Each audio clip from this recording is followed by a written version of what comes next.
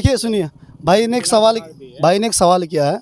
अब इनका क्या सवाल है जरा इनसे सुनेंगे। जी क्या बता रहे थे आप बताओ। मैं कह रहा था बिना तलाक के भी निकाह टूट जाता है, बिना तलाक दियो। अच्छा, बिना तलाक दिए, ऐसे तो टूटेगा ही। बिना तलाक दिए ऐसे हैं जो बिना दिए टूट जा। पहला नंबर, अगर आपकी बीवी मर गई या आप मर गए, निकाह ख़त्म हो गया। जी जी माशाल्लाह। ठीक है जी, जी जी ख़त्म।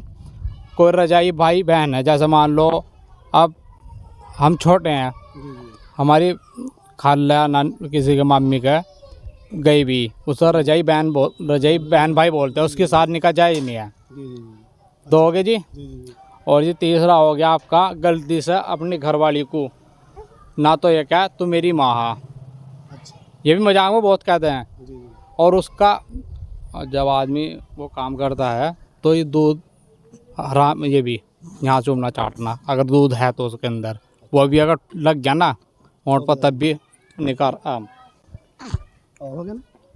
हाँ बस एक दो चलिए दो चार जो इन्होंने भैया ने बताया वो तो आप मुझे बताएंगे, लेकिन इतना मुझे ज़्यादा इल्म नहीं कि मैं ये बात हर बार बोलता हूँ सबको, और सबके लिए बात लाजिम भी होती है कि सबका इल्म सबको नहीं होता।